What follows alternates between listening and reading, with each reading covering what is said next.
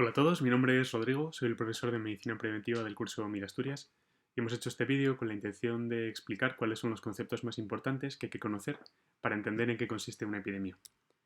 La definición de epidemia es cuando encontramos un número de casos de una enfermedad superior al esperado, siendo el esperado la mediana de los 5 últimos años para una semana y un lugar concreto. Las epidemias se miden en semanas porque el Instituto de Salud Carlos III publica semanalmente el Boletín Epidemiológico Nacional, que se publica todos los lunes. Y es por eso que la relación temporal que se tiene en cuenta para la definición de epidemia es la de una semana. Como digo, una epidemia es que haya más casos de lo esperado para una semana y un lugar concreto. Lógicamente, cuando surge una enfermedad nueva, si los casos esperados eran cero, basta un solo caso nuevo para poder declarar una epidemia.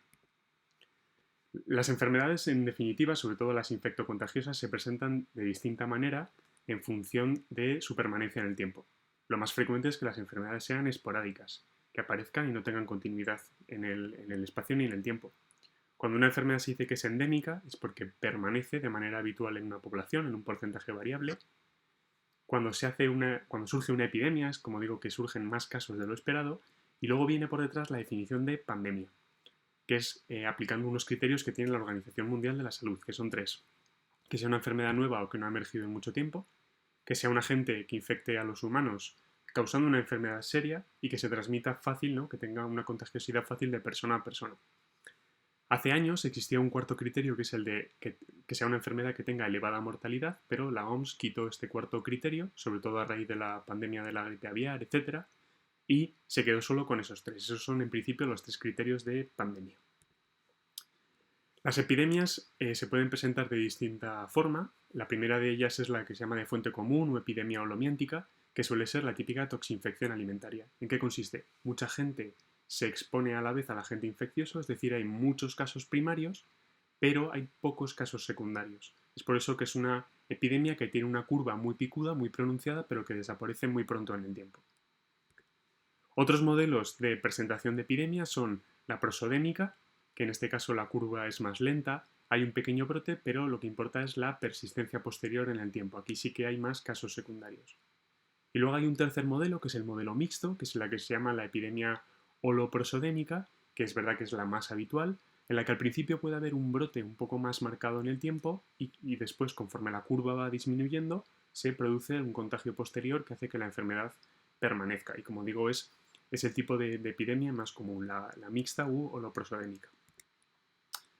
Para entender bien cómo se transmiten los microorganismos cuando son, ¿no?, las enfermedades infectocontagiosas, hay que tener en cuenta que este tipo de enfermedades se mueven como en dos líneas temporales. Una que es lo que llamamos la línea de la contagiosidad y otra que es la línea de la enfermedad. La línea de la contagiosidad lo que tiene en cuenta es si la persona que está infectada puede o no contagiar a otros, es decir, generar a partir de un primer enfermo o caso índice, un caso primario, casos secundarios. Esa línea en el tiempo de la contagiosidad tiene una primera fase de latencia en la cual la persona está infectada pero no contagia, y después pasa a una segunda fase, lo que se llama de transmisibilidad o contagiosidad, en la que un caso primario puede generar un caso secundario. De manera paralela, y sin que tenga no necesariamente mucha relación, está lo que se llama la línea de la enfermedad, en la que una persona puede estar infectada pero no tiene síntomas, lo que es la fase de la incubación, y luego ya cuando pasa a tener síntomas es la fase clínica. El tiempo que pasa entre un primer caso, un caso inicio, un caso primario y un caso secundario es importante, y es lo que se llama tiempo de generación. El tiempo de generación es el tiempo que pasa entre que un caso primario origina un caso secundario. Como digo, la fase de contagiosidad, que tiene dos partes: el periodo de latencia, en el cual todavía no eres infecto contagioso, y un periodo de transmisibilidad en el que ya sí un caso primario puede generar casos secundarios. Y aquí entra en juego una medida, un factor matemático, un número que usan los epidemiólogos, que es lo que se llama el número básico de reproducción. ¿Qué es el número básico de reproducción? Es cuántos casos secundarios es capaz de generar un caso primario. Número de casos secundarios que origina un caso primario. Cuando el número básico de reproducción es superior a 1, es decir, cuando una persona infectada puede generar al menos otra persona infectada, ahí es cuando una enfermedad tiende a la epidemia. Cuando ese número básico de reproducción conseguimos que sea inferior a 1, la enfermedad a lo que tiende es a erradicarse, a desaparecer. porque si una persona no es capaz de generar ni otra persona infectada, la enfermedad tenderá a desaparecer. ¿Qué influye en el número básico de reproducción? Para calcular el número básico de reproducción tenemos en cuenta tres cosas. El primero, el número de contactos por día que tiene esa persona, el número de días que la persona es contagiosa y luego un concepto que se llama la tasa de ataque secundario. Por ejemplo, imaginad que para una enfermedad que tiene un número básico de reproducción de 2, es decir, que un caso primario daría lugar a 2 casos secundarios, esto ocurre si llevamos a cabo el aislamiento de la persona contagiosa en el quinto día. ¿Qué conseguimos al adelantar el aislamiento al primer día? Es decir, ¿qué se consigue con el confinamiento? Si aplicamos la fórmula que el número básico de reproducción es igual a número de contactos por número de días por la tasa de ataque secundario, normalmente el número de contactos y la tasa de ataque secundario permanecen más o menos constantes porque son más difíciles de actuar sobre ellos. En cambio, sobre los días de aislamiento sí que podemos actuar. De hecho, ese es el objetivo de hacer un confinamiento en la sociedad.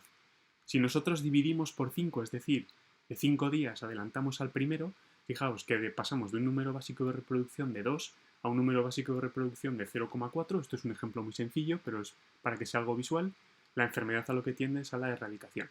Ese es el objetivo de aumentar los días de aislamiento, que el número básico de reproducción disminuya, ¿no? Baje por debajo de 1 y tender así a la erradicación. De manera paralela decíamos que está la línea de la enfermedad en la que hay dos fases, ¿no? Hay un primer periodo de incubación en la cual la persona está infectada pero no tiene síntomas y luego hay el periodo de los síntomas. Es importante tener en cuenta que algunos microorganismos pueden actuar en esta fase de transmisibilidad cuando la persona todavía no tiene síntomas. Es un periodo muy importante desde el punto de vista epidemiológico, que es lo que se llama el parámetro teta, que es cuando el microorganismo se lo pasa a teta. ¿Por qué? Porque la persona no tiene síntomas, se encuentra bien, sale de casa, sigue estando en contacto con otras personas, pero ya está en esta línea de transmisibilidad. Luego se crea aquí un canal en el que los microorganismos se contagian de manera muy fácil, porque como digo, la persona no restringe su actividad social, sigue saliendo de casa, se mantiene activo y por tanto sigue estando en contacto con otras personas y la enfermedad así se extiende mucho más fácil. Acordaos, como digo, este es el parámetro teta, que es cuando el microorganismo se lo pasa a teta. Como decía antes, dos conceptos distintos, tiempo de generación e intervalo de serie. El tiempo de generación al final es cuánto tiempo pasa entre que un caso primario origina un caso secundario. Cuando una epidemia tiene una curva, ¿no? Lo que veíamos la holomiántica, una epidemia que se produce muy fuerte en el tiempo, o sea, muy rápido, muy picuda, es porque el tiempo de generación es muy breve. Es decir, los casos secundarios suceden muy deprisa. En cambio, el intervalo de serie lo que tiene en cuenta es el tiempo que pasa desde que un caso primario tiene síntomas hasta que tiene síntomas el caso secundario. Y eso es importante, por ejemplo, de cara a restringir los viajes cuando se producen situaciones como la de ahora con el COVID-19, en la que se ha intentado restringir los movimientos de las personas entre países y se tiene en cuenta cuando una persona llega a un país y tiene unos síntomas y el tiempo que ha pasado desde que estuvo en contacto con personas enfermas. ¿Vale? Tiempo de generación es el tiempo que pasa desde que un caso primario origina el caso secundario, intervalo de serie, tiempo que pasa entre que uno tiene síntomas y tiene síntomas el siguiente. Sobre el agente causal o el microorganismo hay que tener en cuenta la capacidad de contagiosidad o transmisibilidad. Esto se expresa mediante las tasas de ataque, que en realidad son mal llamadas tasas de ataque, porque fijaos que no es una tasa, ¿no? La definición matemática de una tasa es que tenga en el denominador el concepto de tiempo. En cambio, tanto la tasa de ataque primario como la tasa de ataque secundario, fijaos que en el denominador tiene personas expuestas y por tanto en realidad no es una tasa, sino que es una incidencia acumulada. La tasa de ataque es número de casos nuevos partido de personas susceptibles. La tasa de ataque secundario lo que hace es corregir por casos primarios. Luego, lo que tiene en cuenta la tasa de ataque es cómo entra de fuerte una enfermedad en una comunidad, mientras que la tasa de ataque secundario, como quita como gente susceptible a los casos primarios, lo que expresa es cómo se propaga una enfermedad en una comunidad. ¿Vale? Por eso tenemos la tasa de ataque y la tasa de ataque secundario, que como digo, son mal llamadas tasas porque en realidad lo que son incidencias acumuladas. ¿Qué hay que hacer para medir una epidemia? Se suele expresar con el índice epidémico, que como digo es una cosa que queda recogida en el Boletín Epidemiológico Nacional que publica todas las semanas el Instituto de Salud Carlos III. Al final lo que hace es comparar los casos declarados para una enfermedad con los casos esperados, que decíamos que los esperados eran la mediana de los 5 últimos años para una semana y un lugar.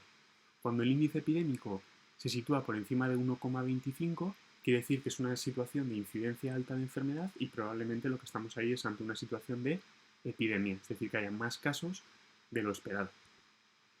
Algunas enfermedades son de declaración obligatoria y de hecho son lo que se llaman cuarentenables, hay algunas incluso a nivel internacional. Las más famosas antes, ¿cuáles eran?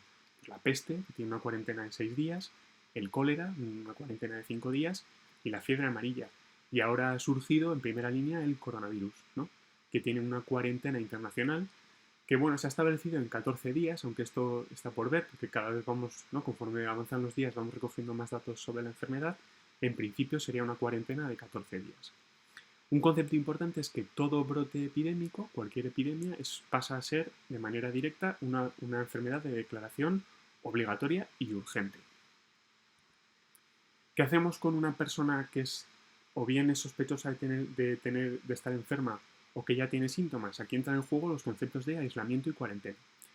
La cuarentena es aquello que se hace en las personas que no están enfermas pero que se pueden haber contagiado, mientras que el aislamiento es lo que se hace con personas que ya tienen síntomas y que por tanto son casos confirmados de enfermedad infecciosa. ¿La cuarentena cuánto dura? Pues lo que dura el periodo de incubación o el periodo de transmisibilidad. Mientras que, perdón, lo que dura el periodo de incubación es lo que dura la cuarentena, porque si la persona no desarrolla síntomas durante ese periodo de incubación, quiere decir que la persona no tiene la enfermedad y por tanto no hay riesgo de contagio. Aunque habría que tener en cuenta ese pequeño porcentaje de gente que es contagiosa no teniendo síntomas. Por eso se hace sobre todo la cuarentena, pensando en esas personas. Y luego está el aislamiento. El aislamiento, ¿cuánto dura? Dura lo que dura el periodo de contagiosidad. El aislamiento se lleva a cabo en personas enfermas y el objetivo sobre todo es evitar que se siga la propagación de la enfermedad.